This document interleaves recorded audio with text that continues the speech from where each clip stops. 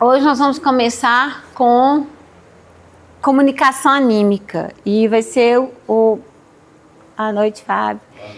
E vai ser assim o nosso foco principal, porque eu acho que é muito importante. E fazendo esse estudo, eu descobri mais coisas ainda sobre o animismo, sobre a comunicação anímica do que eu já sabia.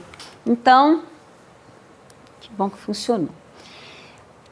Para falar do que é animismo, eu voltei um pouquinho no tempo. Nós vamos passar rapidamente, porque ninguém mais aguenta ouvir de falar de mesa girante, né? Mas o que acontece? Foi lá em 1855 que com o evento lá das mesas começarem a pular nos grandes salões, que começou a surgir essa comunicação com os espíritos.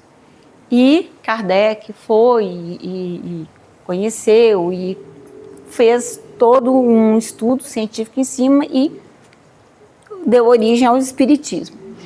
Mas o que acontece? Quando começaram essas mesas lá a pular e a todo mundo, primeiro que as pessoas acharam aquilo engraçado, né? Uma coisa diferente. E aí virou eventos de salão, de festa. Ia todo mundo e brincava, achava, né, engraçado, até se começar a estudar mais profundamente. E o que acontece com isso? Muitas pessoas, muitos cientistas, muitas pessoas, né, começaram a achar que aquilo tudo era um absurdo e começaram a falar mal. Então começaram a falar que aquilo não existia, que aquilo era misticismo, que aquilo era fraude, que aquilo era mentira. E só que aí nós vamos ver se realmente é mentira ou o que é isso. Então, nós vamos começar ali com a natureza dos fenômenos. Esse fenômeno da mesa girante, tá? Chamou a atenção de Kardec, que constatou que tinha uma inteligência realmente naquilo ali, não era uma coisa à toa, ele era uma pessoa muito séria. E aí ele identificou uma segunda natureza desses fenômenos. Constatou que a alma do médium, em estado de transe, se afastava do domínio consciente, também é capaz de se manifestar. Especialmente em estados como sonambulismo, visitas de espíritos de pessoas vivas. Nós vamos passar um pouquinho, não é o nosso foco hoje, mas a gente explica um pouquinho isso depois. Desdobramento, dentre outros. Então, Kardec começou a identificar duas naturezas de fenômenos diferentes. Aqueles produzidos pela própria alma do médium e aquele produzido pela intervenção dos espíritos. Então, o que é isso aí, na verdade? Nós somos o quê, gente? Nós somos espíritos encarnados, certo? Então, nós também somos espíritos, nós também temos uma vida, várias vidas para trás, que a gente traz isso no nosso perispírito aí, a gente traz isso cravado na gente. E a gente também tem várias coisas pendentes aí, né, nas nossas vidas passadas. Então, às vezes, nós vamos ver até uns casos aí para frente, às vezes ali a comunicação, nem sempre ela está sendo através de um espírito desencarnado. Ela pode estar sendo simplesmente através do espírito do próprio médium que está comunicando. As comunicações escritas ou verbais também podem emanar do próprio espírito encarnado do médium, a pergunta que ele fez. E aí os espíritos responderam: a alma do médium pode comunicar-se, como a de qualquer outro que goza de certo grau de liberdade. Então, não é simplesmente a gente comunicar, o médium comunicar como a gente está aqui agora, consciente, não. É preciso que a alma tenha um certo grau de liberdade. Recobre suas qualidades de espírito. Tendes a prova disso nas visitas que vos fazem as almas de pessoas vivas, as quais muitas vezes se comunicam convosco pela escrita, sem que é a chamês. Então, o que acontece? Como é que é essa visita de pessoas vivas aí? A pessoa ali está dormindo e se desprende e ela pode, sim, encontrar com outro espírito. Eu estou na minha casa, vou dormir de noite aí eu vou lá visitar o Wilson. Aí eu chego, vou em espírito lá, converso com o Wilson, encontro com o Wilson, a gente faz a programação dos estudos o ano inteiro, né, Wilson? Já na hora que a gente já está ali desligado, no sono. Você quer falar uma coisa? Mas seguindo esse exemplo, porque é comum no meio espírita, principalmente quando a gente já está trabalhando um pouco mais, estudando, e já está mais envolvido, acontecer isso. Nós todos chegamos em casa, dormimos. A espiritualidade vai até nas nossas casas, nos traz aqui no centro para a gente trabalhar. Estou falando no centro, mas a gente vai para o mundo, vários mundo ambientes, todo. Em vários lugares, Exemplo, nesse plano, em outros planos. Se a gente está mais preparado, melhor preparado em termos de doação, um acidente sério, desencarnou um monte de gente, a gente vai para doar energias, fluidos, vem aqui para o centro, porque a hora que vão trazer os espíritos, eles são trabalhados a partir das energias que a gente doa, né? Pois gente, não é tudo uma regra não, tá?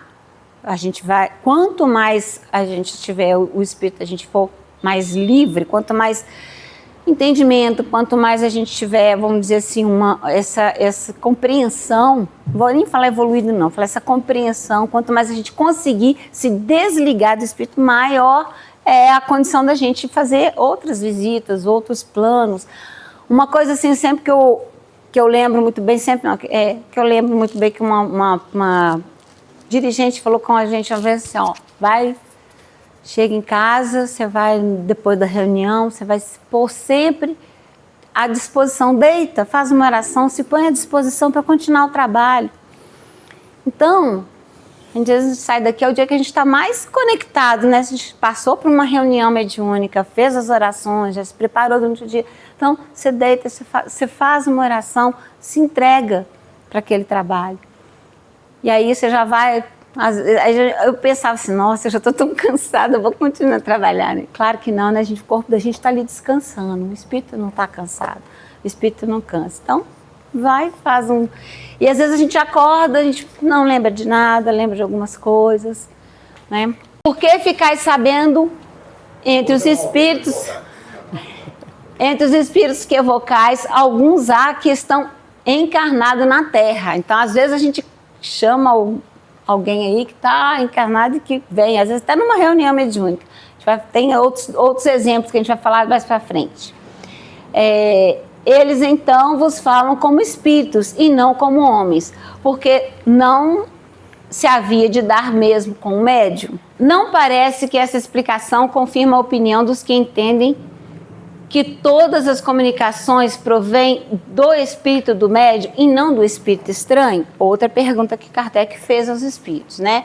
É a comunicação, falando assim, não fica parecendo que, de repente, a comunicação que a gente vai fazer atrás do médium vai vir sempre dele, não de algum espírito? Aí o que os espíritos responderam? Os que assim pensam só erram em dar caráter absoluto à opinião que sustentam, porque é fora de dúvida que o espírito do médium pode agir por si mesmo. Isso, porém, não é razão para que os outros não atuem igualmente por seu intermédio. Então ele já está mostrando ali que tem muito mais do que a gente imagina e que o médium, o espírito do médium, atua muito mais do que a gente imagina também. Aí ele fez mais uma pergunta: como distinguir se o espírito que responde é do médium ou outro? Essa pergunta, para mim, é a melhor delas. Pela natureza das comunicações. Então, o que a gente tem que fazer para saber, para conhecer o que o médium está falando ali, se é o espírito, se é o médium, qual a intenção, qual o intuito? Aí, estuda as circunstâncias e a linguagem e distinguirás. No estado de sonambulismo ou de êxtase, é que principalmente o espírito do médium se manifesta, porque então se encontra mais livre. No estado normal é mais difícil. Aliás, há respostas que se lhe não podem atribuir de modo algum. Por isso é que digo, estuda e observa. Então, mais uma vez, Kardec está ali trazendo, né? Aliás, Kardec, ele no caso não, é Kardec através dos espíritos, tá? Bom, todo mundo sabe quem foi Allan Kardec, né? Mas vocês sabem lá que ele nasceu, que o nome dele, Allan Kardec é pseudônimo, que o nome dele era Hippolyte Léon Denis Rivail? Após eu perguntar isso aqui, vocês não iam saber, né? Falar. E a idade? Ele nasceu em 1804 e faleceu em 1869, pouco depois, um ano depois que ele publicou a Gênese, né? A Gênese é o último. Bom, isso é só para a gente conhecer um pouquinho, tá, gente? Nem vou ler, não. Ele foi discípulo de Pestalozzi, era uma pessoa, era médico, era super inteligente, super estudioso, e não é à toa que ele foi, né, escolhido para fazer esse papel que ele fez.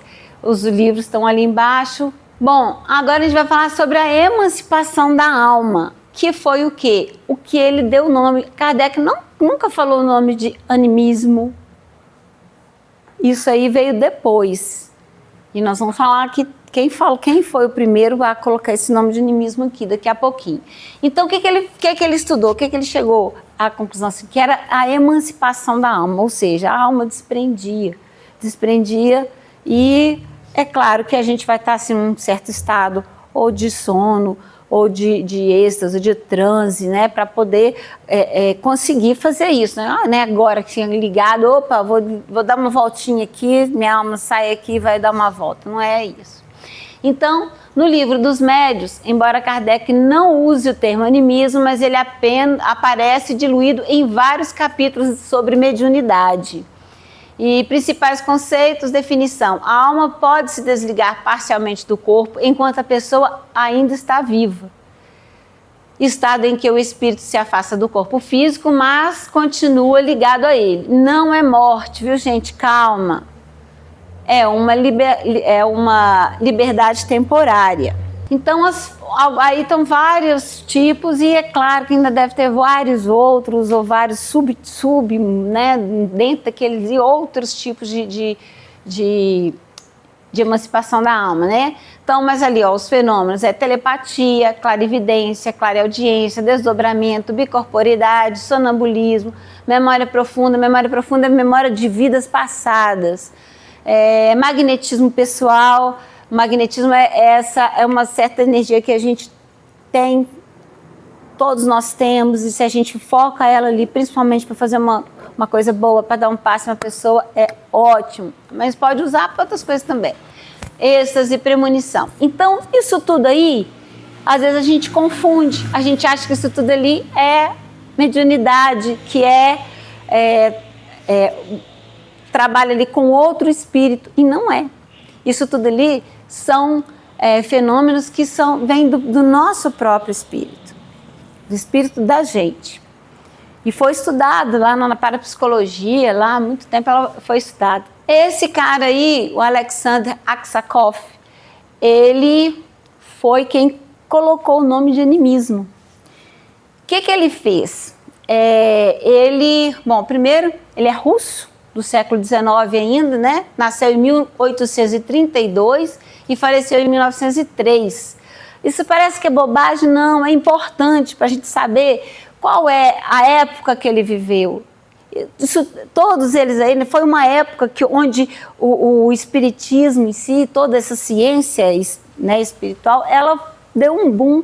E aí apareceu Kardec ali para codificar e apareceram vários outros para estudar e para trazer outras coisas para a gente aprender.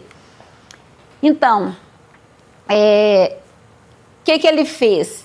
Ele estudou os fenômenos e o que mais incomodava ele? Por que ele se aprofundou tanto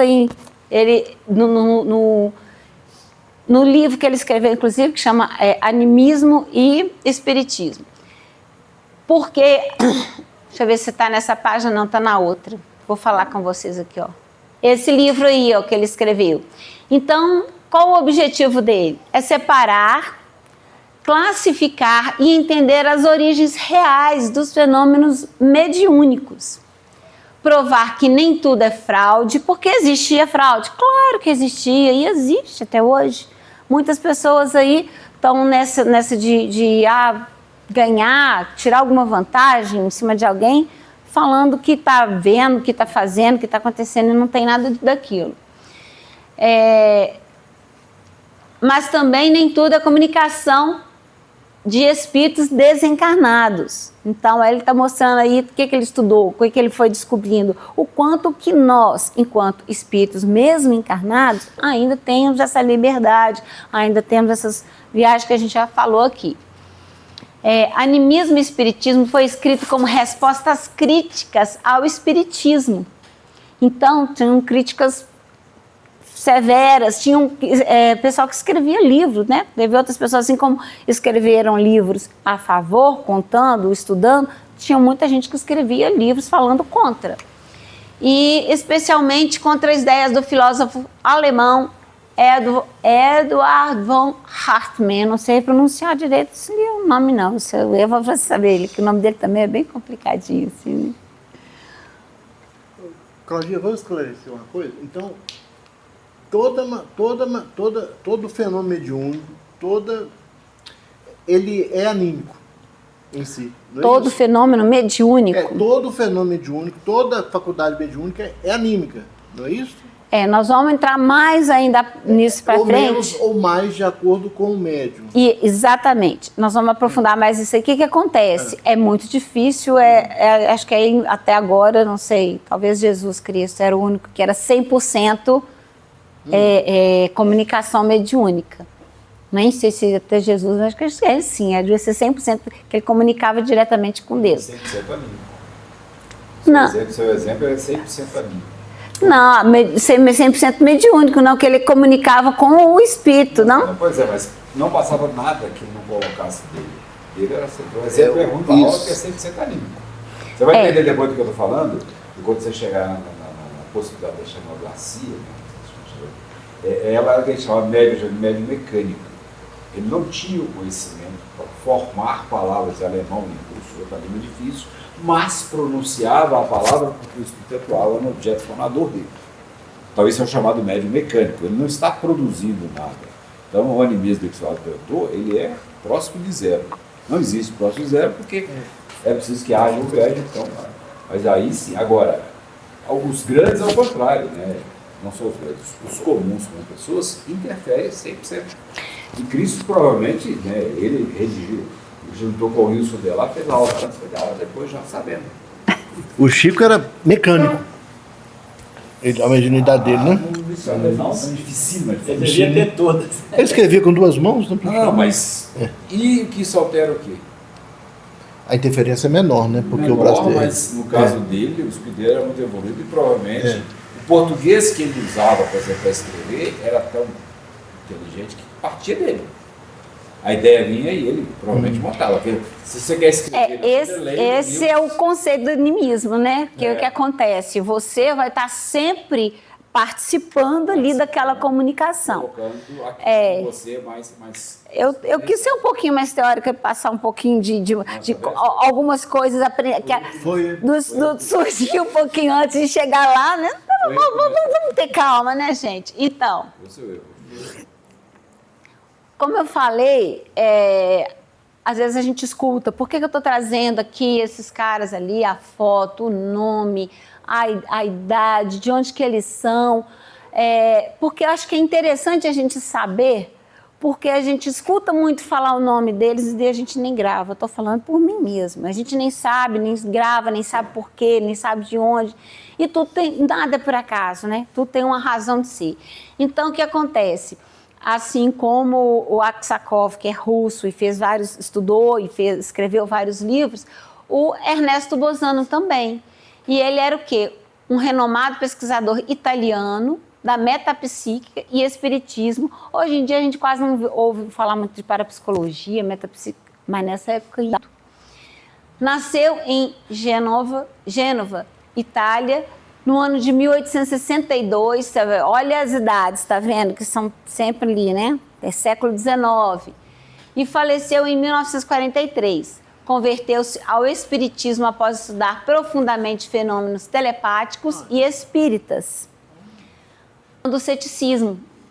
O cara era cético, não acreditava em nada. De repente, ele, através da ciência, e a gente acha que ciência e espiritismo ou religião não está ligada. Só um minutinho, só terminar de ler esse característica dele. Seus estudos buscavam provas científicas da imortalidade da alma, analisando aparições, materializações e telepatia. Produziu dezenas de obras sobre metapsíquica, tentou dar ao espiritismo um caráter científico. Foi até bom você ter dito isso aí. A grande maioria desses baluartes do espiritismo, eles não eram religiosos. Eram cientistas. 100%, inclusive Kardec. E aí é opinião, não é informação. Eu acho que era até para isso acontecer, para evitar vai que me coloca lá como sendo, né, no lugar de Kardec. Eu criaria uma nova religião imitando todas as outras, tirando pontozinho das outras. E eles não. Então, eles não tinham nenhuma ligação assim efetiva com qualquer religião. Eram cientistas 100%, muitos não acreditavam em nada. E aí viram que por trás disso tinham algo bem maior. Isso que assim, o espiritismo ele quer, não é uma fé cega, ele é uma fé, ele é uma doutrina. Eles não tinham ligação emocional. Hã? Eles não tinham ligação emocional com o espiritismo, né? Não puxava essa não é só acredito porque eu gostei, porque eu conheci alguma coisa, porque tive algum benefício, né, em cima disso, que a maior parte das pessoas é esperando o quê?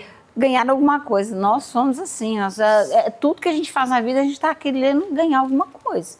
Nem que seja o céu, né?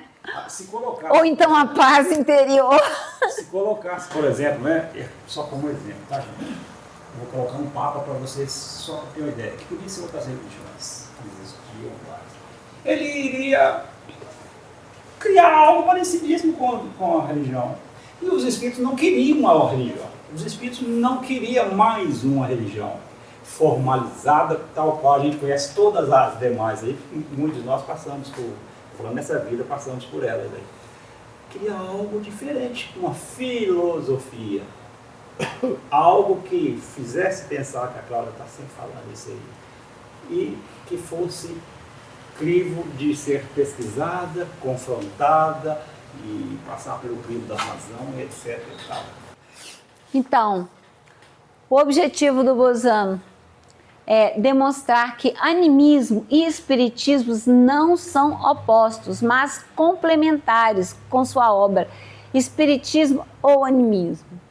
Então, o Bozano já foi um pouquinho mais além. Ele já foi ali vendo que existia uma complementação ali, né, na questão do animismo. Por quê? Se a gente está aqui participando de uma reunião mediúnica, se a gente está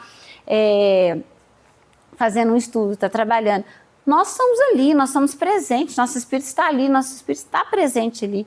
Então, não tem como você desvincular uma coisa da outra. Por isso que a gente tem sempre, sim, a comunicação, ela sempre passa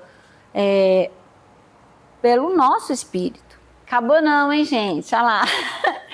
E hoje eu passei um videozinho desse cara. Gente, esse cara aí, assim, eu ouvi pouca coisa dele ainda, porque meu tempo é meio corrido, mas por pouco que eu ouvi dele, eu já me apaixonei com ele, porque ele era já um lado mais romântico.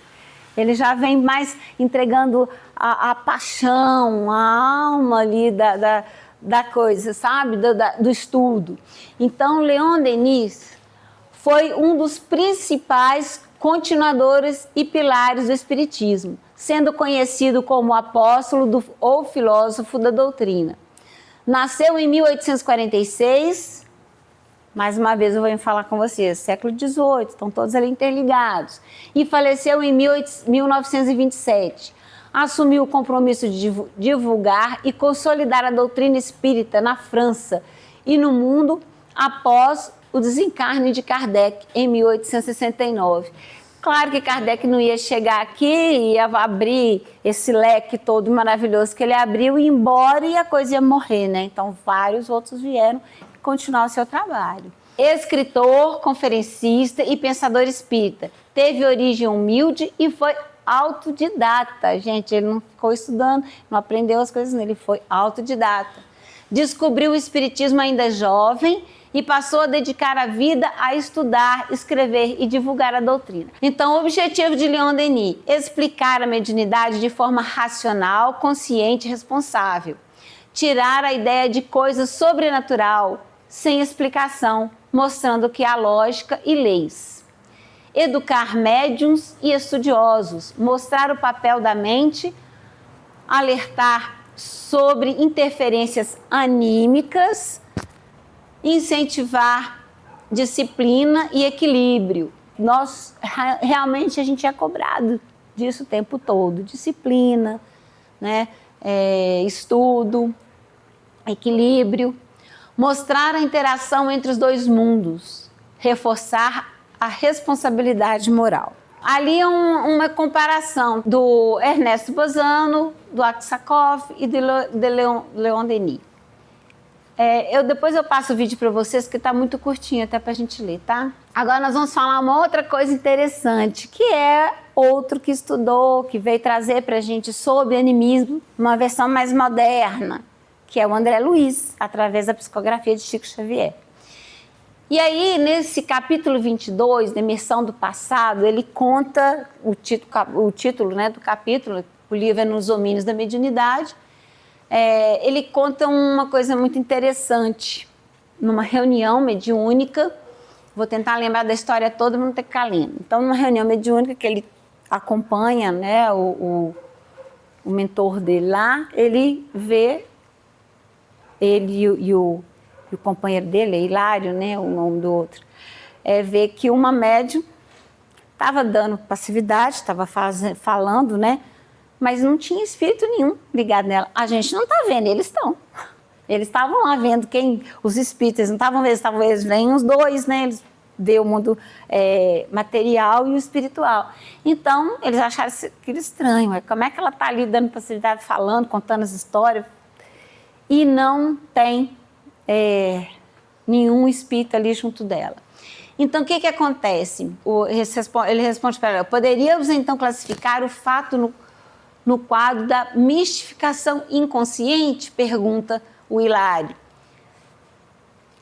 Aí ele responde assim, o mentor dele: muitos companheiros matriculados no serviço de implantação da nova era, sob a égide do Espiritismo, vem convertendo a teoria animista em travão injustificável a lhes congelarem preciosas oportunidades de realização do bem. Portanto, não nos cabe adotar como justas as palavras mistificação inconsciente ou subconsciente. O que ele começou a falar ali, gente? O que acontece? Acontece com a gente, que é médium, principalmente, a gente começa assim, a gente vai para uma reunião, às vezes não está preparado também, outra vez a gente chega lá, está sentado, começa a reunião, você tem que se entregar, fazer oração, estar ali presente de maneira melhor que você puder, e aí você começa a pensar em alguma outra coisa e não está ali ligado naquilo que você está fazendo. Então, isso, aí ele começa já a falar isso. Então, você começa a talvez até dar passividade, mas aí você vai até misturando ali as suas coisas naquela hora ali.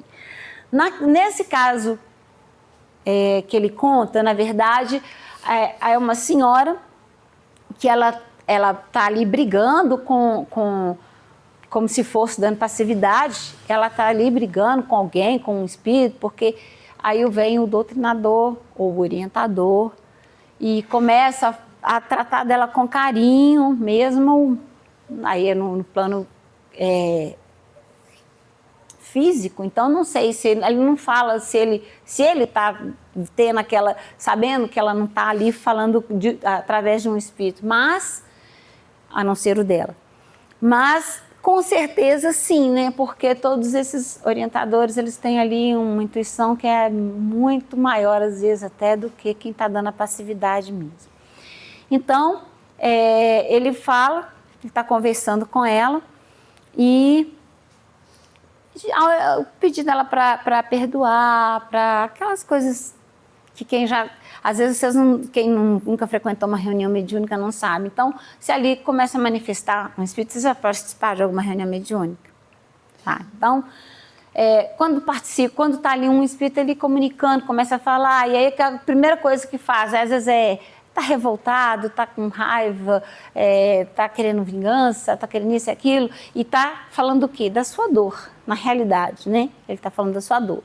E ela também estava falando da dor dela, só que para ela estava tendo uma comunicação mediúnica, e não era anímica. E aí, o que está acontecendo com essa senhora? Ela estava com o espírito dela mais desprendido, né? E ela estava voltando ao próprio passado. As vidas que ela já tinha passado, e aquilo que ela estava retratando não era mentira, não era ilusão da cabeça dela. Era coisa que ela tinha realmente vivido. E aí, nesse caso, a comunicação é 100% anímica, porque não tinha espírito nenhum ali comunicando com ela, a não ser o dela, né? Então, o que acontece? Mas que horrível, então vamos tirar essa pessoa dali? Não, ela precisa ser tratada como qualquer outro espírito. Todos nós não somos espíritos, então a gente precisa realmente ser tratada. A maior parte da gente, de todos de nós, o que a gente está ali? Estamos aqui para ser tratados mesmo, né? A gente está aqui, precisa ser tratado do nosso espírito mesmo. Então, é isso que ele explica para ele. É grande a conversa, né? Eu já expliquei mais ou menos para vocês, e só ler só mais um pedacinho. E a pobrezinha efetua isso quase na posição perfeita de sonâmbula, porquanto se concentra totalmente nas recordações que já assinalamos, como se reunisse todas as energias da memória numa simples ferida, com inteira despreocupação das responsabilidades que a reencarnação atual lhe confere. Ela está ali preocupada, no caso ali, ela está tão presa, o espírito dela na realidade está tão preso naquela vida que passou, que ela, quando consegue se desprender um pouquinho do corpo físico, ela volta lá atrás, né?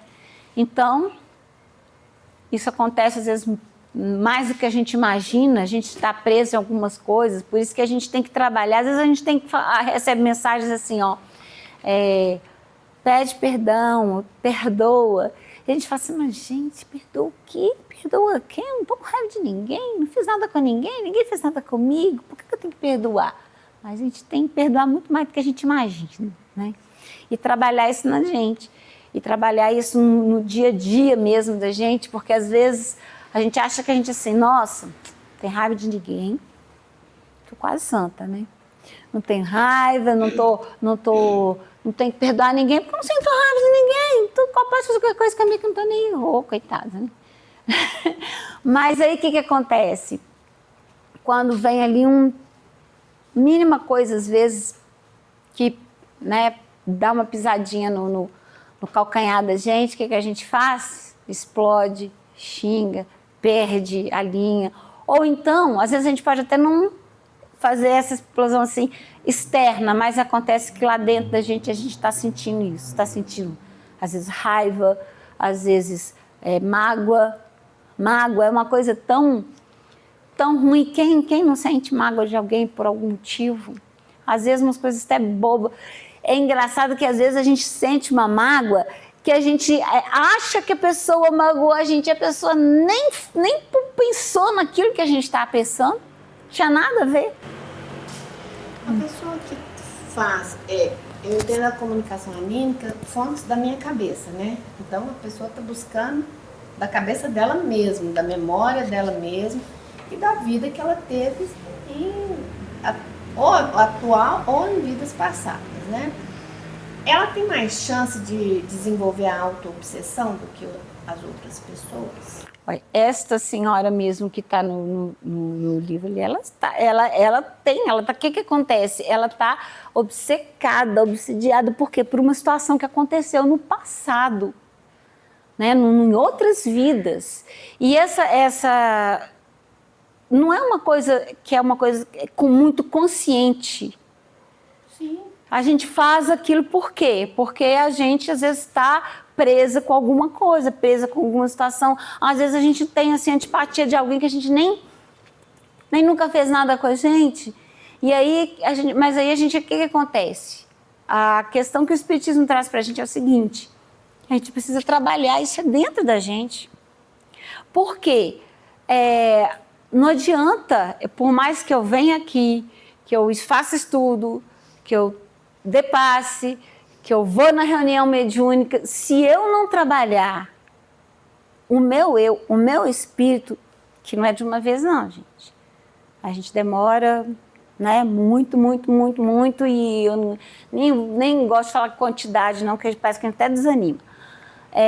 Mas assim, a gente demora muito. Então, se a gente conseguir trabalhar, vamos supor, nessa encarnação, alguma coisa que a gente percebe, porque a gente percebe. A gente sabe muito bem o que a gente precisa trabalhar na gente.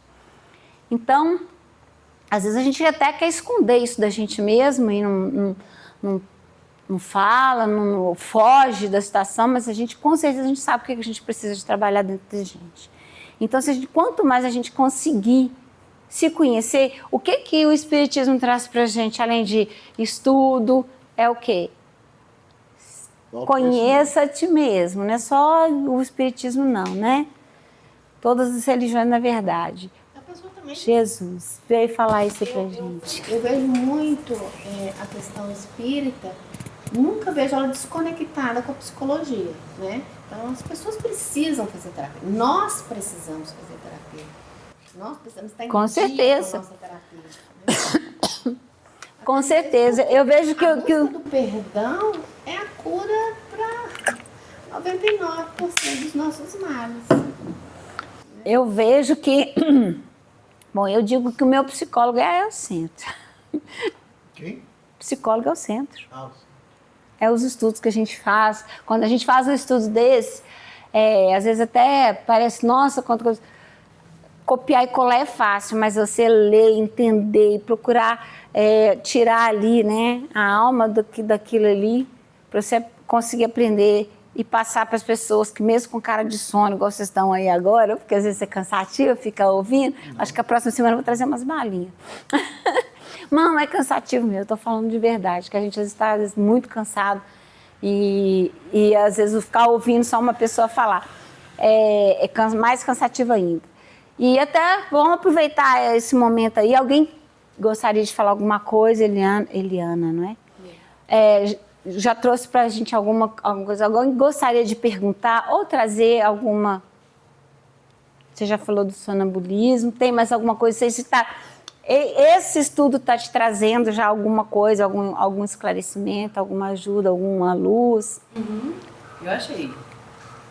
Ai, tá vendo? Eu tenho que continuar estudando, né? Eu tô lendo o livro, do Livro dos Espíritos agora. Dos Médiuns. Eu tô lendo ele e eu espero também tirar algumas dúvidas lá também. E continuar vindo aqui.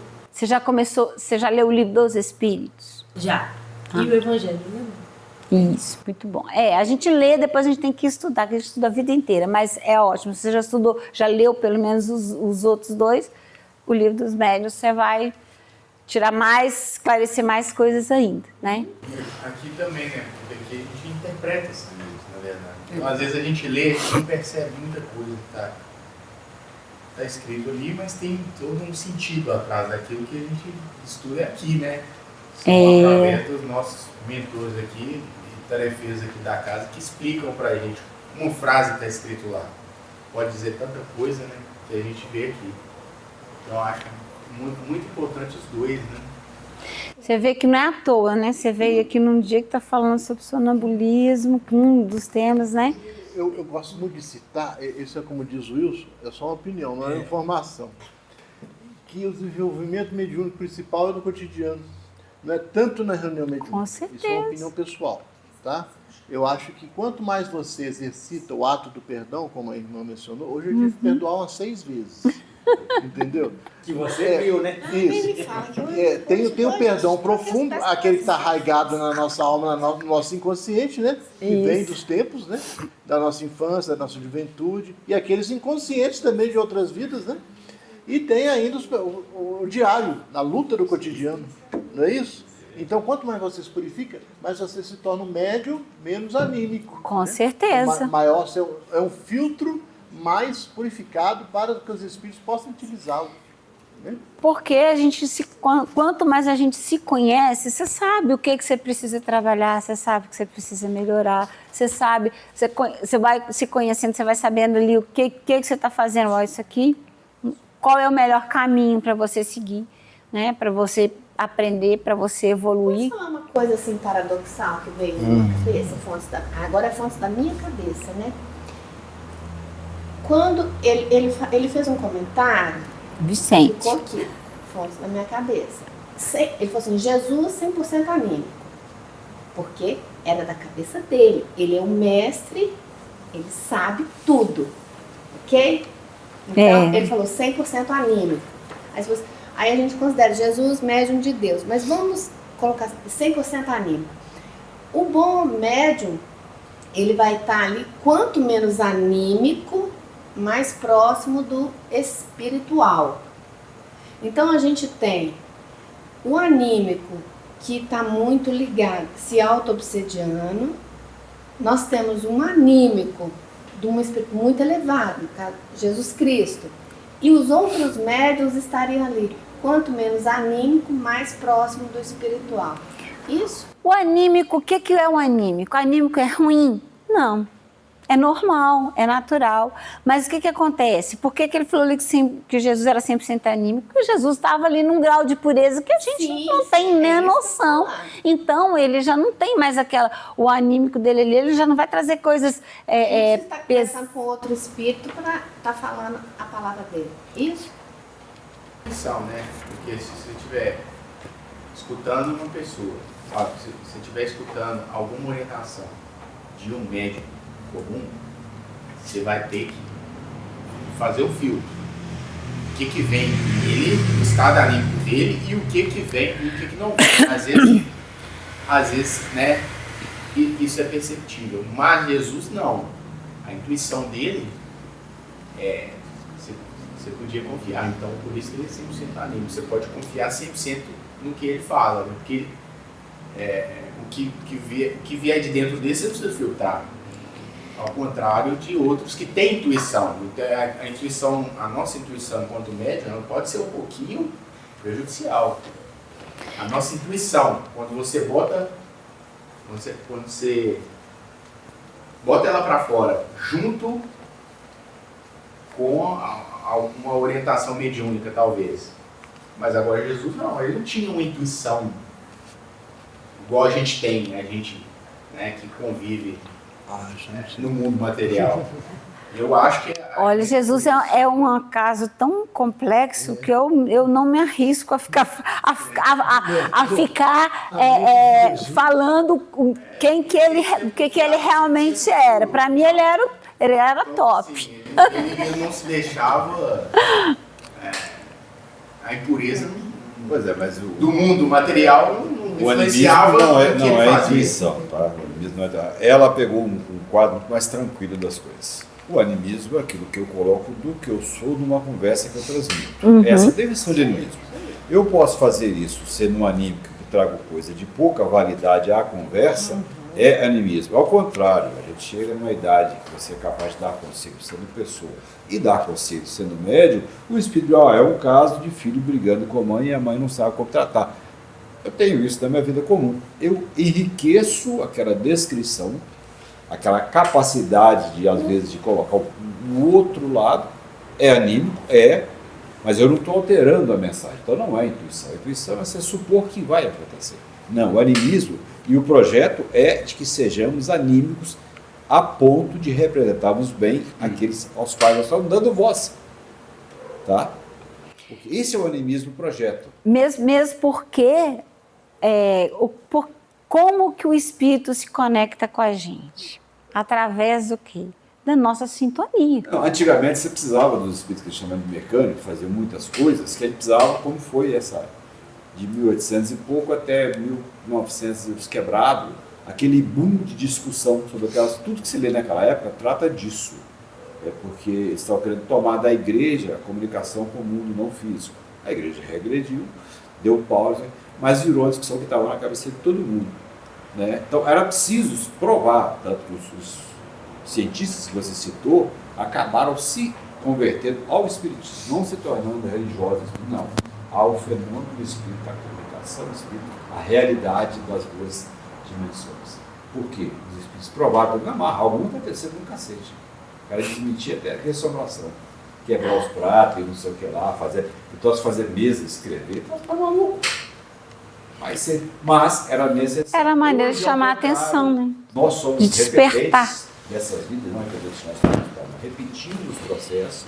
Então nós já aprendemos alguma coisa. Quem de nós pode dizer que não ter ouvido falar daquele cara lá da Galileia que pregava que era melhor ter paz, melhor dar um lado, melhor não brigar?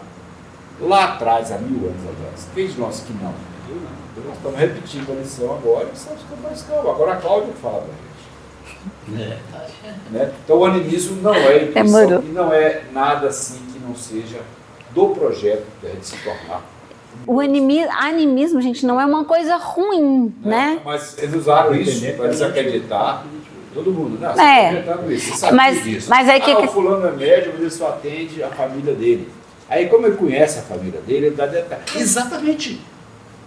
Você conhece seu irmão. Seu irmão precisa falar de um cara que conhece como é. Que bom que é você. Você não pode transformar isso na dominação, numa coisa maluca. Mas que bom que eu vou falar com a Cláudia, que é alguém eu converso todo dia, de vez em quando, e ela sabe como é todo dia de vez em quando é ótimo, todo dia vai de vez em quando. Né? Então assim, não, mas o animismo é fraude. Não, é óbvio que qualquer coisa pode ser fraude. Sim. Você compra um saco de batata, ela tem 150% de ar e 4 batatas passando lá dentro. Você achou que comprou batata. A vida inteira é assim. Mas o animismo não pode ser tratado como uma coisa assim, diversa do nosso processo. Sim. A gente vai... Nossa alma vai estar sempre presente, sempre entrando em comunicação. Vai abandonar o processo de mediunidade como nós conhecemos aqui, em outro lugar que a gente não vai precisar, porque a gente vai conversar com o cara sabido lá, e a gente sabidinho vai fazer, vamos transmitir para cá. Ou seja, isso é crescimento, né? Então a gente precisa colocar essas coisas. A nossa doutrina, principalmente depois do advento desses filósofos, do passamento desses filósofos, da era do Chico Xavier para cá, é feita de autores e transmissores. Então supostamente você é um médico que transmite a mensagem de um autor espiritual. Então mesmo que você seja 100% anímico, eu acho que o 100% anímico vai funcionar mais numa mensagem individualizada, sem um autor específico. Eu acho que você está tendo uma barreira inexistente. Né? É porque eu não posso falar essa mensagem do Evold, quando eu estou falando. Sim, mas eu vou avisar. Mas acontece... A gente disse que não, porque a gente quer ser. O Chico psicografava André Luiz, psicografava meio-meio. Você está pegando. Como é que foi montada as religiões, todas elas? Alguém teve uma conversa com o Espírito e transmitiu como ele entendeu. Acabamos de falar que da diferença de ser. Eu sei o seguinte, se o Chico psicografa um livro e eu vou psicografar, vão ser diferentes. Diferentes assim. A forma de expressar da mediunidade, da literatura vai ser diferente. Os livros do Chico são muito deles também. Do Chico, da personalidade do Chico. Mas não existe isso de que o senhor não possa, auxiliado pelo nome que o senhor queria dar, ele está vendo o livro da própria palavra. Aliás, tem muito aí. Tem. A maior parte desses vendedores de livro em série aí, tudo eles escrevem a mesma coisa. Uns fazem, inclusive, com IA. Sim. Tá, mas não eu acho que o senhor está outra vez religioseando um troço que é científico. Mas na nossa doutrina é feita de comunicações de autores espirituais. A nossa doutrina diz assim, evoluir. Não, ela foi no princípio de autores espirituais. Hoje é feita de pessoas. A Claudinha está ali. Você vai dizer que ela é autora dos textos que ela diz? Ela reinterpreta, explica pra gente, e tem uma parte das ideias que ela descobriu pensando sozinha. Mas a primeira sair, eu reescrevi André Luiz separado. Aqui. Sim. Então, essa limitação de que nós temos um modelo pronto vai transformar o espiritismo num novo catolicismo. Vai ficar travado e... Sim, mas o que está ocorrendo? Ela está nos transmitindo também, com certeza, através de uma intuição que está vindo na mente dela também. Mas só que tem um negócio, intuição é uma coisa, animismo O Vicente me manda um recado, fala assim, vai lá e fala para fulano isso. E aí eu vou, interpreto e acrescento coisas minhas na mensagem que o Vicente mandou passar. Se for boa, beleza, Sim. está acrescentando. Agora, se eu deturpo, o animismo foi prejudicial. Nesse caso, sim. Então, quer dizer, intuição é quando eu estou aqui sem saber o que falar, o Espírito vem cá e fala assim, fala isso. Não é animismo. Então tem essa diferença. Porque eu estou vendo que está girando muito assim. É intuição. Não é. Intuição é algo, animismo outro. Essa parte aqui é muito importante, que é onde o mentor deles está explicando lá o que está acontecendo e principalmente o que deve ser feito, né? Então, primeiro é preciso remover o mal, para depois fortificar a vítima na sua própria defesa. Felizmente, o nosso Raul assimila as correntes espirituais que prevalecem aqui, tornando-se um enfermeiro ideal para situações dessa ordem. O Raul aí é a pessoa que está ali orientando, fazendo a orientação naquela médium que supostamente está tendo uma comunicação mediúnica, mas não era anímica, era dela mesma. Então, olha a primeira fase. Primeiro é preciso remover o mal. O que é o mal aí? É o mal ali que está ali na pessoa. O que está doendo nela é o quê? A raiva, a dor de algo que já passou. E se a gente ficar remoendo essa dor que já passou e carregando essa dor que já passou para a nossa existência dessa vida e levar para outra, a gente nunca vai se libertar dela. Isso é a grande mensagem aqui, ó, desse trecho, dos estudos que a gente faz. No final das contas, ele é o quê? Ele é exatamente isso. Psicologia, a filosofia, a maneira com que a gente vai encarar a vida. É isso que é importante. Às vezes a gente está aqui assim, nossa, mas fulano está passeando, tá... Eu não passei há quanto tempo, quantos anos que eu não faço uma viagem, o outro está lá para a Europa, está não sei aonde. Eu vou ficar com inveja, com raiva, sentindo... Não, que legal que ele está indo, que bom que ele está indo, que bom que muitas pessoas vão lá e fotografam, fazem reportagens, fazem filmes e traz aquilo até mim que eu posso ver. É isso, é um exemplo muito simples, mas são essas coisas que a gente tem que ir se libertando do nosso dia a dia, evoluindo. Porque se essa senhora não tivesse tão presa a uma dor que foi causada a ela, foi causada. Ela não está errada, ela sentiu a dor. Mas ela ficar presa naquela dor vai resolver o quê? É levar para o resto da existência dela, que ela trouxe de uma encarnação passada para outra presente, aquela dor e que vai continuar remoendo aquela dor. É aquilo ali, ficar vendo aquela dor ali e tá sempre ali. É o quê? Muitas pessoas sentem prazer em sentir dor, né? Infelizmente, vicia. A dor é viciante também. Então, aí a pergunta do Hilário. E podemos considerá-la médium mesmo assim? Aí é uma questão essa que a gente até conversou aqui. Como não? Um vaso defeituoso pode ser consertado e restituído ao serviço. Naturalmente, agora, a paciência e a caridade necessitam agir para salvá-la. Nossa irmã deve ser ouvida na posição em que se revela, como sendo em tudo a desventurada mulher de outro tempo, e recebida por nós nessa base para que use o remédio moral que lhe estendemos, desligando-se, enfim, do passado. O assunto não comporta desmentido, porque, indiscutivelmente, essa mulher existe ainda nela mesma. A personalidade antiga não foi eclipsada pela matéria densa como seria de desejar. Ela nasceu pela carne sem renovar-se em espírito. Então ela é médium da personalidade antiga dela, que se manifestou. Aí a gente está falando que é um animismo, não é questão que ela é médium. A gente pode até tinha talvez essa ideia, mas aí é o quê? É do próprio espírito, o espírito é um, né? Então ele viveu, hoje eu estou no corpo da Cláudia, amanhã eu estou no corpo do Evald, mas o espírito é o mesmo. A gente fica preso nas coisas que nos traumatizaram no passado. Mas ele fala, como não, né? Quando ele está falando, ele é médium também. Sim, sim, ela é médium, mas como é uma pessoa só, não está falando de outra pessoa. Não, ela não é médium. Ela está se ela transmitisse de uma outra. Como é que ele fala ali? Como é que é? Como mas não, aqui... Ele fala, ele afirma, lê ali, Claudinho, como não? Não, você não pode considerá-la médium. Não. Você vai estar tendo um processo mediúnico. Não, sim, como não? Como não é o sentido de sim, ela é médium. Ela é médium. Só que nesse caso, como não há transmissão de A para B, Ele está um ato mediúnico. A que está falando de A, então não é mediúnico. Sim, sim. O fato dela não ser médium, dela não estar usando a mediunidade naquela comunicação, não significa que ela não é médium, né? Eu acredito que esse tipo de capacidade da pessoa é quando a pessoa consegue acessar o seu inconsciente, né?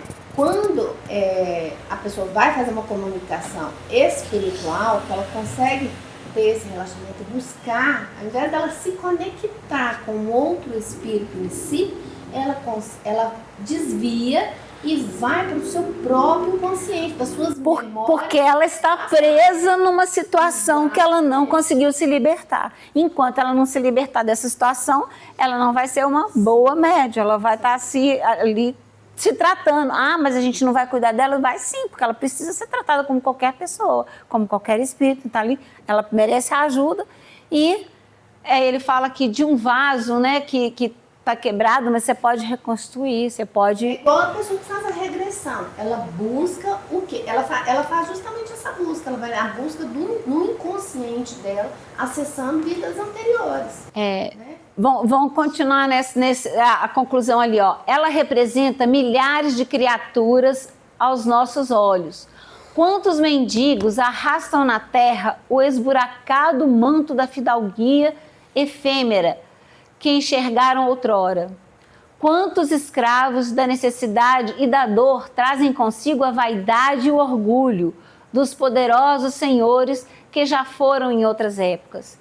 Quantas almas conduzidas à ligação consanguínea caminham do berço ao túmulo, transportando quistos invisíveis de aversão e ódio aos próprios parentes, que eles foram duros adversários em existências pregressas. Que isso, gente? Eu não, né?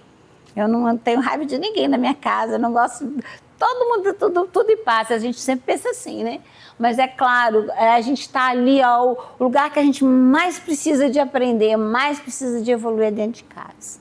Com certeza. Por mais que você tenha uma família maravilhosa, com certeza você está precisando de evoluir ali. Todos podemos cair em semelhantes estados se não aprendemos a cultivar o esquecimento do mal em marcha incessante com o bem. Então, está mostrando ali a necessidade, mais uma vez, ele está trazendo a necessidade da gente o quê? Aprender a perdoar, aprender a esquecer as dores, aprender a ver que... eu estou acompanhando lá no Instagram um cara que ele fala assim, nossa, a gente fala assim, por exemplo, caí, ou não, vou dar um outro exemplo, furei meu pneu, ainda bem que eu tenho um carro, né? Ainda bem que eu tenho um pneu aqui para trocar, ainda bem que alguém parou e me ajudou. Então, ele fala assim, para cada coisa ruim que você fala 3 ainda bem de coisas boas.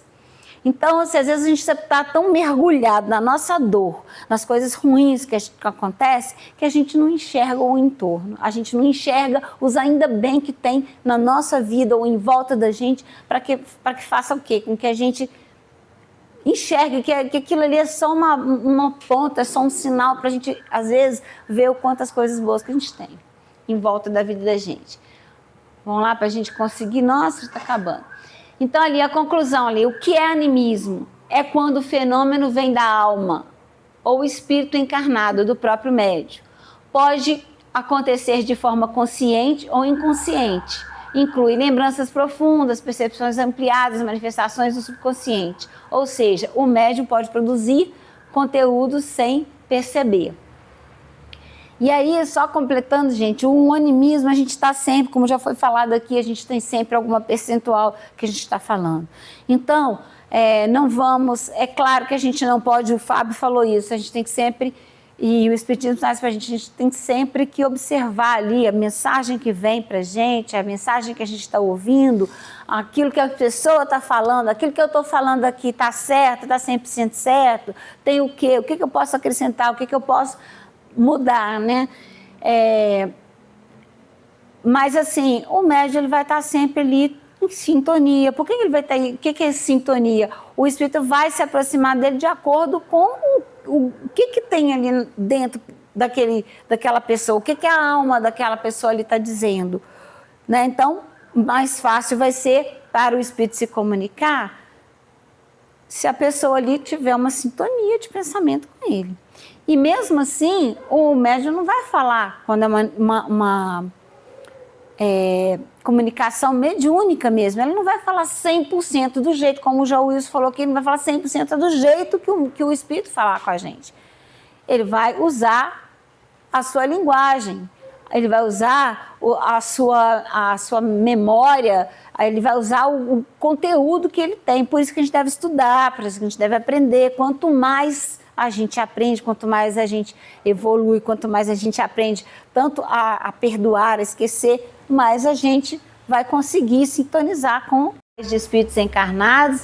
Existe uma inteligência externa ao médium, a mensagem traz características próprias, diferentes da personalidade do médium. É uma conclusão ali, ó, toda comunicação espiritual tem animismo, né? Toda comunicação espiritual tem pelo menos um pouco de animismo. Um médium é o intérprete dos espíritos. Ele capta a mensagem e a transmite conforme o seu entendimento. O espírito comunicante sempre entra em sintonia com aquele médium que tem mais afinidade com ele. Nem toda manifestação é 100% alheia. Frequentemente, o médium é o intérprete, imprimindo características pessoais à comunicação, teor anímico. Ainda tem aquelas manifestações que são somente da alma do espírito encarnado.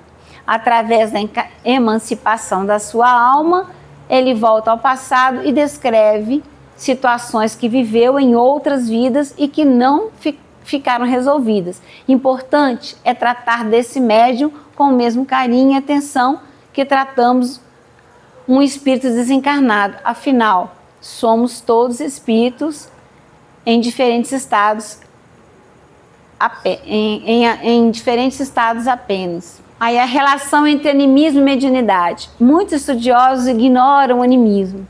Outros usam o animismo para negar o espiritismo. O animismo não invalida a mediunidade.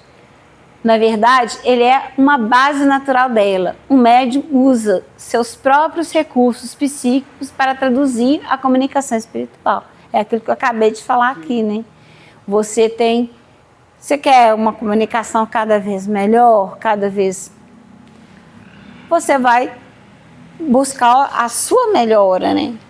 A sua melhora do seu espírito, né? Buscar ali, não é fácil não, né, gente? Vamos falar a verdade. Mas aí é isso.